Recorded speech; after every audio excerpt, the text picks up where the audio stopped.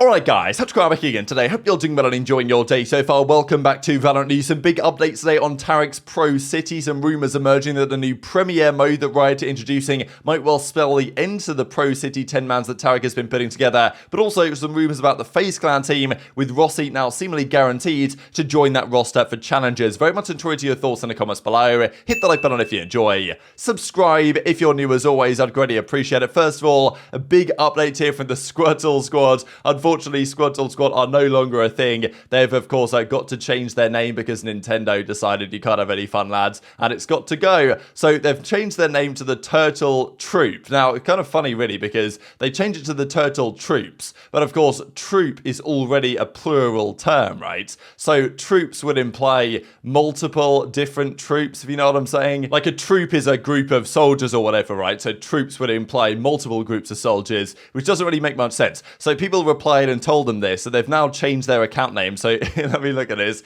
It used to be Squirtle Squad, unfortunately it's no longer. So yeah, these guys are now representing or playing under the Turtle Troop, and so they changed their name. They got rid of the S in the end, which it's kind of nice name. I actually kind of like it. But still, there were rumors going around that they've been expected to get signs by some organization or another. We heard the rumors that Addo was potentially considering and fielding other offers, presumably from another tier 2 team that might be getting signed by an organization. They've been trying to reach out to Moist Critical and Ludwig to get them to sign their team, but yeah, it might not happen yet, if at all. But there's still quite some time to come, right? They might start out the split tier, split one, starting in just a few days' time under the Turtle Troop, and then over time they might actually get signed and picked up by an organization, which you'd expect to happen. But conversations, I'm sure, there will still be ongoing, and hopefully while that's happening, the team could do quite well and maybe win some rounds or some maps, or maybe will win a series, and then they might be able to, well, command a little bit of a higher salary for whatever potential team wants to sign them through. Talking about Rossy, right, and some of the other teams that made it through or didn't make it through, in Rossy and the Nation's case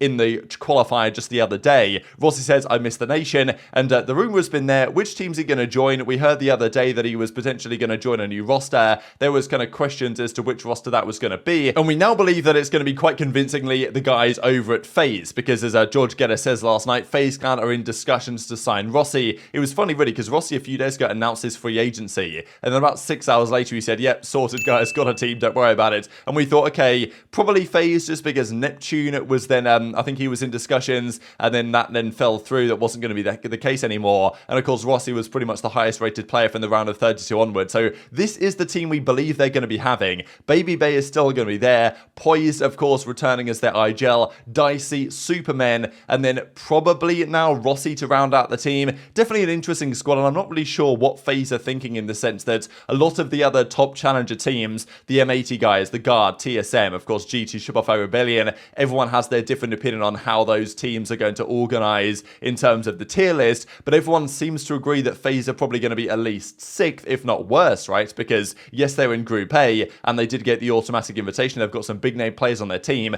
but will they be upset by some of the other teams that qualified through the open stuff? I would say it's kind of likely. They haven't had that much time to practice as a team. They've been trialing different players. Now they're bringing Rossy in, it seems, despite having had a different team quite recently. So not exactly sure what their plan has been here, because a lot of the other teams, as I say, have solidified their roster a long time ago. I guess FaZe might have thought, you know what, the team as it stands isn't going to be that good. Let's wait for the qualifier to finish and sign the best player that didn't qualify, which in their case was Rossy, I guess, because he was the highest rated player in the round of 32 and onwards in that last chance open qualifier. Speaking of FaZe, quickly, Sentinels did throw this out the other day. Thought it was quite funny. If you guys have been following FaZe's stock price, and I just thought it was pretty entertaining stuff on the FaZe side as well. But yeah, will that team actually be any good? Obviously, on paper, they should be okay, but compared to some of the other teams being formed there in challenges, I don't really have too much faith in them. And of course, Rossy as an individual has had a fair bit of drama, right, over the last several months. We know that from a maturity perspective and stuff like this, he's definitely clashed with different pros in the past, been involved in a fair few dramas every few months or so. So interesting that they're going to go for him, but obviously he's got the talent, and that's probably what they need, really, if they want to compete with some of the top dogs in the challenger side. And also, Vapor was confirmed as their Valorant team manager for FaZe, so just does seem like indeed they're making these announcements now, and probably over the coming days that confirmation will come through, because like FaZe played their first game very shortly. They've got to confirm their team soon. I think their first game is on the 1st of February maybe, or at least just around the corner. G2, of course, also looking to do well. He says, ShahZaM says here, touching grass for the last time, taking a quick break before our season kicks off. Excited to finally compete again. So we'll see how those guys get on.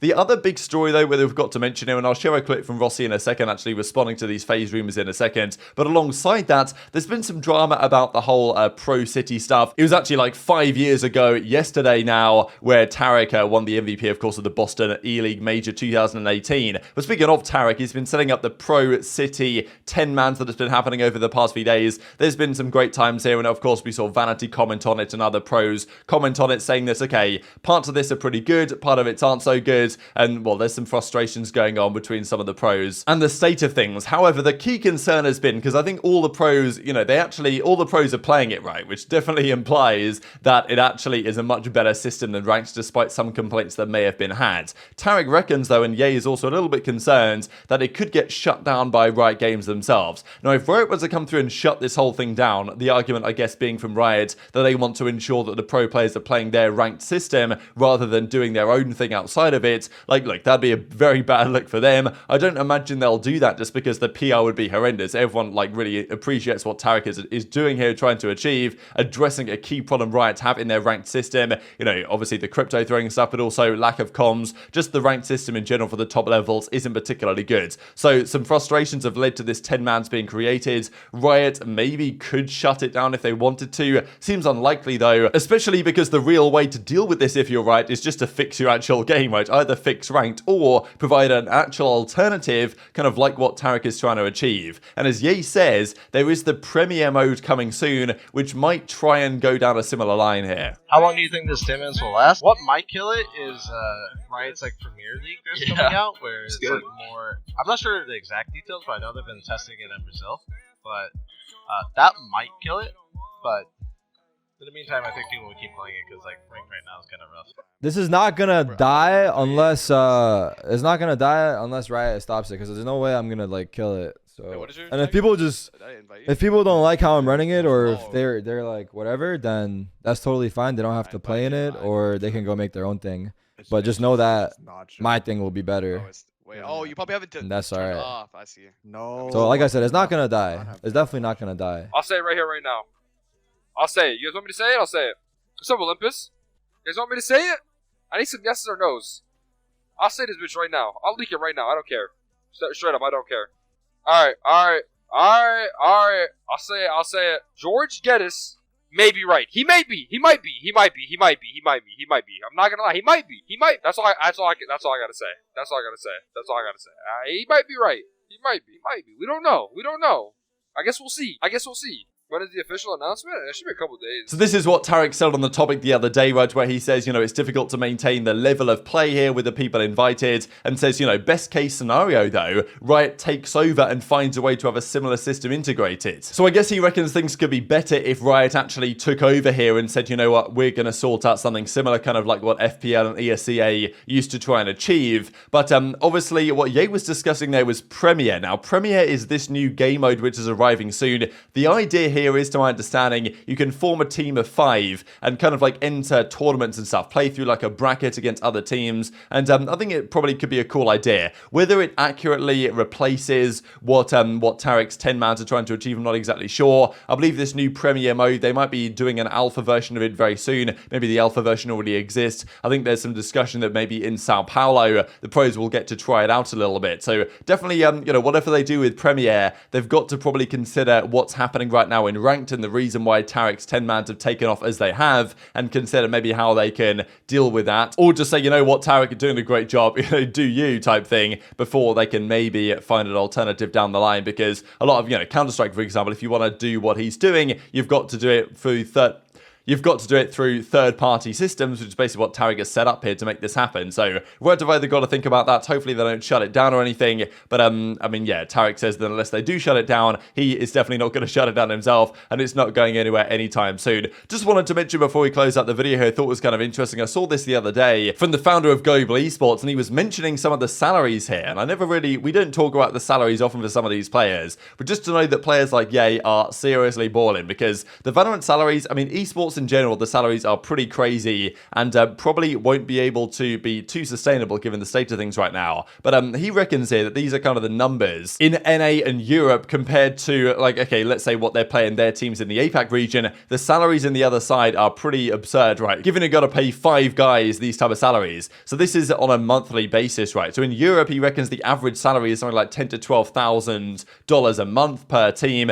and the maximum you're talking like 25k for some of the top teams. I'm guessing maybe Fnatic, Liquid, some other teams with some money, but also with some of the top players. Now, NA is where things get pretty crazy to me, because I do find it strange how Europe in general, in all these esports, have the better teams, the better players generally win the more tournaments. Not always the case, of course, because Valorant's not necessarily been like that the last year or so, but it's NA that generally make the most money, right? I mean, he reckons here that the top salaried players are making about 40 grand a month. We're talking 500k a year for a contract as a Valorant player, and, you know, with some of the top players, the likes of Ye, whatever contract he's offering over at Cloud9 won't be too dissimilar to that number, and the other top players will be making similar amounts. So just wanted to share that for you guys, because we don't often talk about salaries. We just wanted to put into perspective there how kind of crazy it is right to the North American side especially, and how down the line it probably can't be sustained, at least in my opinion, for these organizations to be dishing out like 2 million a year in salary and still actually make a profit as an organization. So hit the like button if you enjoyed,